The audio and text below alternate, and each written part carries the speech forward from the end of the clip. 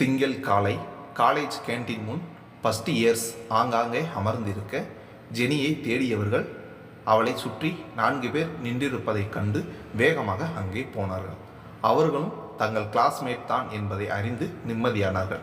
அப்பாடி வந்துட்டீங்களா, இவனுங்க இம்சையிலிருந்து என்னை காப்பாத்துங்க என்று ஜெனி அவர்களை பார்த்து கதற, மாமாவை பார்த்து இம்சைன்னு எல்லாம் சொல்லக்கூடாது செல்லம், கொஞ்சலாக சொன்னது சாச்சாத் கவினே தான். மச்சான், இவளோட அப்பா மிலிட்ரி ஆஃபீஸராமடா, பி கேர்ஃபுல் என்றான் பக்கத்தில் நின்ற அருண். ஒரு கணம் மிரண்ட கவின் சமாளித்து, ஹே ஹே, நாங்கள்லாம் அமெரிக்காவுக்கே அல்வா கொடுக்குறவங்க, மிலிட்ரி ஆஃபீஸர்னா என்ன, மிலிட்ரியே வந்தாலும் அசர மாட்டோம்ல என்று கேட்டுக்காட்ட, அதைத்தான் கேடவர் நீ டீசெக்ட் பண்ணின அலையிலே பார்த்தோமே என்று அணு வார, வந்துட்டா வில்லி என்று முணுமுணுத்து விட்டு, எக்ஸ்கியூஸ் மீ, இது எனக்கும் என் செல்லத்துக்கும் நடக்கிற விஷயம், நீ தலையிடாத என்று கூற, சளைக்காத அணு, அப்படியா, அதை உன் செல்லத்தை சொல்ல சொல்லு, நான் அப்பீட்டு ஆயிடுறேன் என்றாள் சவாலாக. அவள் சொல்லி முடிப்பதற்குள்ளேயே, சீ சீ, இவன் யாருன்னு எனக்கு தெரியாது ஜெனி முகத்தை சுளித்து கொண்டு சொல்ல, நான் யாரு, கமல் போல வார்த்தை வராமல் தவிப்பது போல கவின் நடிக்க, நாயகன் கீதம் தீமை சுற்றிய உள்ளவர்கள் பாட ஆர்வும் நந்துவும் சிரித்தனர். பிறகு ஆர்வும் நந்துவும் ஆஃபீஸ் ரூமிற்கு சென்று புக்ஸ் வாங்கி வருவதாய் சொல்லி சென்றனர். இதுக்கு ஒன்றும் குறைச்சதில்லை, ஒரு சின்ன பொண்ணு உங்கள் நண்பனை ரத்தத்தை கலாய்க்கிறத பார்த்துட்டு சும்மா இருக்கீங்க, இதுக்காடா உங்களுக்கு நேற்று கொத்து போட்டா வாங்கி தந்தேன் சென்டிமெண்ட்டாக முகத்தை வைத்து கொண்டு கூற, என்னத்தலை இப்படி சொல்லிட்ட என்று சீறி எழுந்த 3 சிங்கங்களும் ஏய் ஏய் ஏய் என்று மாறி மாறி குரல் கொடுக்க, பக்கத்தில் போய்கொண்டிருந்த 2 சீனியர்களில் ஒருவன் என்னடா இங்கே சத்தம் என்று அதட்ட, 3 சிங்கங்களும் பூனையாய் பதுங்கியது. ஹீ ஹீ, ஒன்றும் இல்லை சார், சும்மா கவின் சமாளிக்க, இல்லை சார், நீங்கள் பார்க்குறதுக்கு விஜயகாந்த் மாதிரி கருப்பாக இருக்கிறதுனால உங்களை தான் கிண்டல் பண்ணிக்கிட்டு இருந்தாங்க சார், ரொம்ப பவ்யமாக அணு கூற, என்னங்கடா என்று அவன் பல்லை கடிக்க, ஐயோ தெய்வமே, நீங்கள் தலைவர் மாதிரி சார், உங்கள் அழகு என்ன, ஸ்டைல் என்ன, உங்களை போய் அப்படியெல்லாம் சொல்லுவோமா சார் என்று அவர் காலில் விழ, வஞ்ச புகழ்ச்சியில் நனைந்த அவன், அந்த பயம் இருக்கணும் என்றபடி அணுவிடம் திரும்பி, உன் பேர் என்ன கேட்க, அணு சார் என்றான். பார் அணு, இனிமே என்ன ஹெல்ப் வேணும்னாலும் என்கிட்ட கேளு என்று இழுத்து விட்டு சென்றான். கருமம் கருமம் என்று தலையில் அடித்து கொண்டான் அணு. டே எப்பா, பொண்ணா இது, குட்டி பிசாசு, இப்படி மாட்டி விட்டுருச்சே, ஆனால் அந்த ஆள் பயங்கர கருப்பாக இருக்கார்லடா என ஒருவன் சொல்ல, இல்லடா கருப்பாக பயங்கரமாக இருக்கான் என்று சொல்லி சிரித்தார்கள். இப்படி பேசிக்கொண்டு இருக்கும்போது அந்த விஜயகாந்த், அதான்ப்பா அந்த சீனியர், அவனுடன் கூட வந்தவன், ஆரம்பத்தில் அணுவின் குறும்பை கண்டுகொண்டு விட்டதற்கு அடையாளமாக கண்களில் குறும்புடன் அடக்கிய சிரிப்புடனும் அவளையே பார்த்து கொண்டிருந்தான். பின்பு 2 முறை திரும்பி திரும்பி பார்த்தவனை பார்த்தானு என்ன என்பது போல் புருவம் உயர்த்த, சட்டென்று தலையை திருப்பி கொண்டு சென்றான். ஆனால் அணுவிற்கு அவன் அணிந்திருந்த கண்ணாடியையும் மீறி கண்களில் மின்னிய குறும்பு வெகு நேரம் கண்களில் வந்து போனது. அதிலிருந்து நினைவை திருப்பியவளுக்கு அவளை குட்டி பிசாசு என்று சொன்னது கேட்டது. யாருடா குட்டி பிசாசு, நீ பிசாசு, உன் ஃப்ரெண்ட் வேம்பயர் இன்னும் என்று எகிர ஆரம்பிக்க, ஐயோ தாயே விட்டுருமா மச்சான், எஸ்கேப் ஆயிருடா என்று காணாமற் போனார்கள்.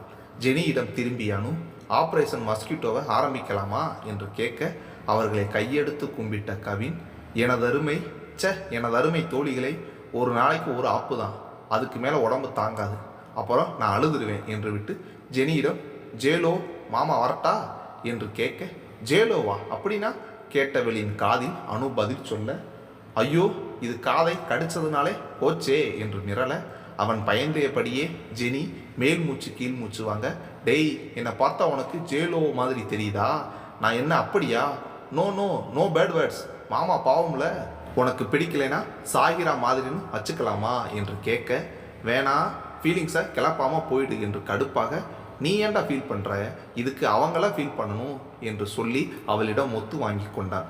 ஆஃபீஸ் ரூமில் இருந்து வந்த ஆர்வும் நந்துவும் புக்ஸ் இன்ஸ்ட்ருமெண்ட் எல்லாம் சாயங்காலம் வாங்கிக்கிற சொன்னாங்க. இப்போது சைக்காலஜி கிளாஸ் இருக்கா, வாங்க போகலாம் என்று சொல்லி அந்த பிரச்சனையை முடித்து வைத்தார்கள். லேபிற்குள் நுழைந்த உடனே புதிதாக வந்து அமர்ந்திருந்த அவளை மற்றவர்கள் பார்த்தார்கள். முதல் பார்வையிலே பணக்கார மிடுக்குடன் யாருடனும் பேசாமல் தனித்து தோன்றினான். முகத்தில் கருவம் அப்பட்டமாக தெரிந்தது. அவள் அருகில் இருந்த இருக்கை காலியாகவே இருக்கவே அங்கு அமர்ந்த அணு அவளை பார்த்து புன்னகையுடன், ஹாய் தீப்தி தானே நீ? நான் அனு என்றால் ஆர்வமாக. ஸோ வாட் என்று முகத்தில் அடிப்பது போல் பதில் சொன்னாள் தீப்தி. ஸோ நாம் ஃப்ரெண்ட்ஸாக இருக்கலாம், நந்து தான் உன் ரூம்மேட். ஆமாம், நீ ஏன் இவ்வளோ நாள் காலேஜுக்கு வரல என்று வழக்கம் போல வளவளக்க, ஏய் நிறுத்து, I don't want your friendship, விட்டா பேசிக்கிட்டே இருக்க, நியூசன்ஸ் என்று எரிந்து விழுந்தாள் தீப்தி. இதை எதிர்பார்க்காத அனு திகைத்தார். பின்பு சகஜமாகி, as you wish, but one thing, you don't deserve my friendship, bye forever nuisance என்றபடி தன் சீட்டில் சென்று அமர்ந்தாள். அணுவிடம் மட்டுமல்ல, எல்லோரிடமும் அலட்சியத்துடன் பட்டு கதித்தார் போல பேசிய அவளை யாருக்கும் அவ்வளவாக பிடிக்கவில்லை. ஆனால் அதை பற்றியெல்லாம் அவள் கவலைப்படவில்லை. அதனால் அவளுக்கு ராங்கி என்று பெயர் வைத்து அவள் போகும்போதும் வரும்போதும் வாடிய ராங்கி ராங்கி என்ற பாட்டை பசங்கள் எல்லாம் நம்ம கவின் அன்கோ தான் பாடி பாடி வெறுப்பேற்றினார்கள். கடுப்பாகி போன தீப்தி, சட்டாப் பாய்ஸ், நான் யாரோட பொண்ணு தெரியுமா என்று மிரட்ட, அதற்கெல்லாம் பயப்படுவார்கள் அவர்கள், ஊதா கலர் ரிப்பன் உனக்கு யார் அப்பன் என்று கர்ண கொடூரமாக பாட, அடுத்தவன் எவண்டி ஒன்ன பெத்தான் என்று பாட அவள் தன் வாயை மூடிக்கொள்ள வேண்டியதாயிற்று.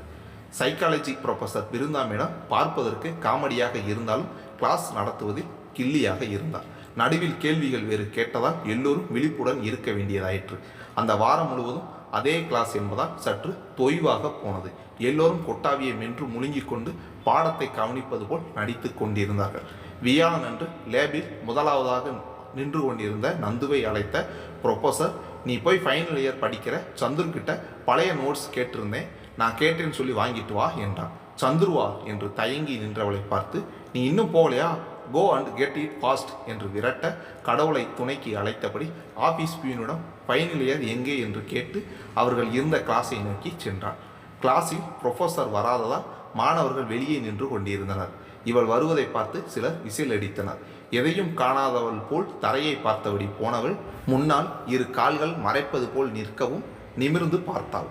அங்கு பிரேம் அதே கோணல் சிரிப்புடன் நிற்பதைக் கண்டு, ஐயோ இவனும் ஃபைனல் இயர் தானே, இவன் இருப்பானு யோசிக்கவே இல்லையே என்று விழித்தாள். என்ன இந்த பக்கம், என்ன பார்க்கத்தானே வந்த என்று கேட்டபடி அவளை நோக்கி முன்னேற, எப்படி இவனை தடுப்பது என்று யோசித்தவளுக்கு அன்று சந்துருவை பார்த்ததும் இவன் பின்வாங்கியது நினைவு வர, சந்துரு சாரை பார்க்க வந்தேன் என்றான். சட்டென்று நின்றவன், சந்துருவையா, அவனா வர சொன்னான் என்று சந்தேகத்தோடு கேட்க, உள்ளே இல்லாத தைரியத்தை வெளியே காட்டிக்கொண்டு, ஆமாம் சார், சைக்காலஜி நோட்ஸ் தரேன்னு வர சொன்னார் என்றால் கோர்வையாக. உனக்கு கூட அப்பப்போ பல்ப் எரியுது நந்து, சரி போ என்றபடி அவளையே யோசனையுடன் பார்த்தபடி நின்றாள். கடவுளே, நான் பேசுனது எதுவும் சந்துருவுக்கு கேட்டிருக்க கூடாது என்று வேண்டிக் கொண்டபடியே அவனை கிளாஸிற்குள் தேடினான். வாசல் அருகில் அமர்ந்திருந்தவன் தன் மேல் நிழல் விழவும் நிமிர்ந்து பார்த்தான். நந்து தயங்கி நிற்கவும் புருவச்சுளிப்புடன் என்ன என்று தலையசைக்க, பிருந்தா மேடம் சைக்காலஜி நோட்ஸ் கேட்டிருந்தாங்களாமே, அதை வாங்கிட்டு வர சொன்னாங்க என்று தட்டு தடுமாறி சொல்லி முடிக்க, தன் பேக்கில் இருந்து நோட்ஸை எடுத்து டேபிளின் மேல் வைத்தவன் எடுத்துக்கொள் என்பது போல சைகை செய்ய, விட்டால் போதும் என்று அவளும் வேகமாக வெளியே வர, பிரேம் அவளை கவனிப்பதை பார்த்து நோட்ஸ் நன்றாக வெளியே தெரியும்படி வைத்து கொண்டு சென்றாள். லேபிற்குள் வருவதற்குள் அவள் மனது முரண்பாடாய் யோசித்தது. அப்பாடா, திட்டு வாங்கவில்லை என்று சந்தோஷமாகவும், அதே வேளையில் ஒரு வார்த்தை கூட பேசவில்லையே, அவ்வளவு வெறுப்பா என்று கஷ்டமாகவும் இருந்தது கண்டு குழம்பி போனான்.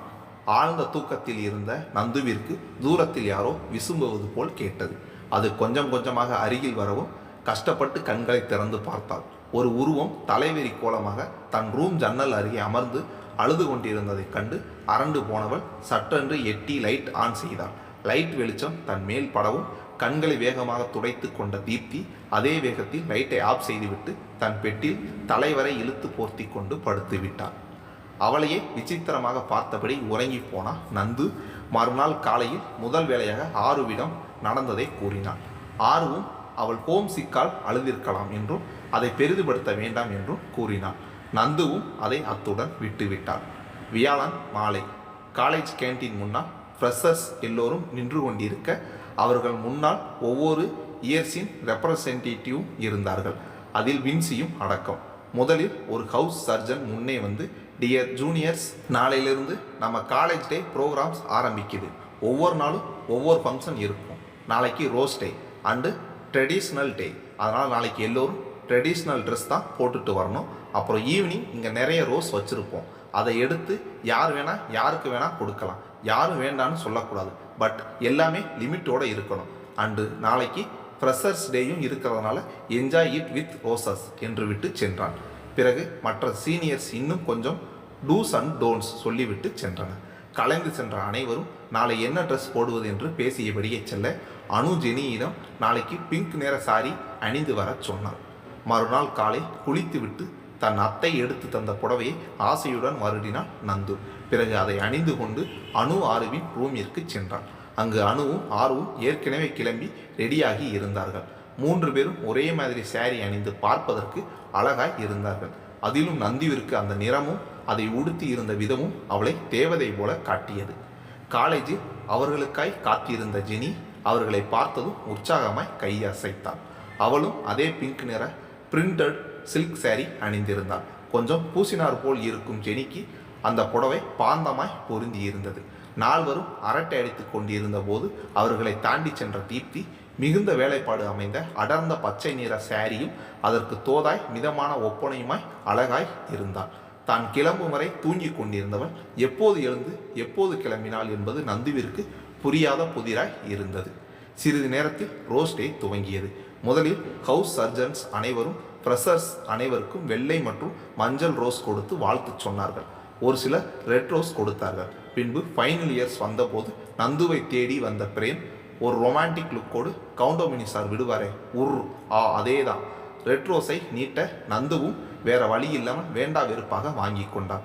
பக்கத்தில் நின்ற அனு அதை கொடு என்று வாங்கி ஹாப்பி ரோஸ் டே சார் என்றபடி அவனிடமே திருப்பி கொடுக்க அவளை முறைத்தபடியே அவனும் வாங்கி கொண்டான். அடுத்து வந்த 3rd இயர்ஸ் அனைவருக்கும் மஞ்சள் ரோஸ் கொடுக்க வின்சென்ட் மட்டும் ரெட் ரோஸை ஆருவின் அருகில் இருந்த டேபிளின் மேல் வைத்து விட்டு சென்றான். ஆரு அதை கையால் கூட சீண்டவில்லை. அடுத்து இமிடியட்ஸ் என்று ஒரு வழியாக அனைவரும் கொடுத்து முடிக்க ஆச்சரியமாக நந்துவிற்கும் தீப்திக்கும் நிறைய ரெட் ரோஸ் சேர்ந்திருந்தது. கை நிறைய ரோஸுடன் வந்த கவின் அண்ட் கோ கேர்ள்ஸ் யாருக்கு எந்த ரோஸ் வேணுமோ எடுத்துக்கோங்க என்று தாராள மனதுடன் கூற அவர்களின் பிளானை எந்த ரோஸை எடுக்கிறார்களோ அதை வைத்து அவர்களின் ரிலேஷனை முடிவு செய்வது புரிந்து கொண்ட கேர்ள்ஸ் கூடி பேசி ஒரே நேரத்தில் எல்லா ரோஸையும் பிடுங்கினார்கள். மச்சான் கவுழ்த்திட்டாள்கடா மச்சான் என்று பசங்க கண்ணீர் விட இல்லையே என்றபடி தன் கோட்டிற்குள் இருந்து ஒரு ரெட் ரோஸை கவின் எடுத்து காட்ட துரோகி என்று பசங்க பாய அந்த அடியெல்லாம் தூசியை தட்டுவது போல் தட்டிவிட்டு ஜெனிக்குட்டி உனக்காக மாமா ஸ்பெஷலாக வச்சுருந்தேன் வாங்கிக்கோ என்று அந்த ரோஸை நீட்ட இன்னொரு தடவை குட்டி கிட்டின்னு சொன்ன பள்ள தட்டி கையில் கொடுத்துருவேன் என்றால் முஷ்டியை மடக்கியபடி. அதைத்தானே 5 வருஷம் படிக்க போகிறோம், அதோட பல்லு இல்லாமல் மாமா நல்லாவா இருப்பேன். இவர்கள் வாக்குவாதத்தினுடைய அந்த ரோஸை பார்த்தானு கவின் இந்த ரோஸ் கலர் ரொம்ப யூனிக்காக இருக்குடா எங்கே கொடு பார்ப்போம் என்று கேட்க நோ இது ஏன் ஜெனிக்காக மட்டும்தான், உன்னோட ஆசை எனக்கு புரியுது, ஆனால் என்ன செய்யறது, வாட் டு டூ, என் இதயத்தில் என் ஜெனிக்கு மட்டும்தான் இடம் இருக்குது. ஒருவேளை நான் உன்னை முன்னாடியே பார்த்திருந்தா யோசிச்சிருப்பேன், ஐ மே கன்சிடர் என்று இழுத்து இழுத்து மேஜர் சுந்தரராஜன் போல பேசியவனை பார்த்து டெய் உன் அராத்து தாங்களா என்று பல்லை கடித்த ஜெனியிடம் ஒழுங்கா வாங்கிக்கோ இல்லை சீனியர்ஸ் கிட்ட சொல்லிடுவேன் எனவும் இவன் செய்தாலும் செய்திடுவான் என்று பயந்து கொண்டு ஜெனியும் வாங்கி கொண்டான். அது என்று இல்லாத மீசையை முறுக்கி கொண்டான் கவின். அப்போது அங்கே வந்த 2 பெண் சீனியர்ஸ் இங்கே யார் நந்து என்று கேட்க நந்து பயந்தபடி முன்னால் வந்தான். நீதானா என்று அவளை ஏற இறங்க பார்த்தார்கள். நீ எங்கள் கூட லேப் வரைக்கும் வா என்றார்கள். நந்து பதற்றமாவதை கண்டு கவின் விளையாட்டாக கேட்பது போல நாங்கள்லாம் வரக்கூடாதா சிஸ்டர்ஸ் என்று கேட்டு கூட போக முயல அவனை தடுத்த சீனியர்ஸ் பயப்படாத உன் ஃப்ரெண்டை பார்ட்டிக்கு தான் கூட்டிகிட்டு போகிறோம் என்றபடி லேபு பக்கம் அழைத்து சென்றார்கள்.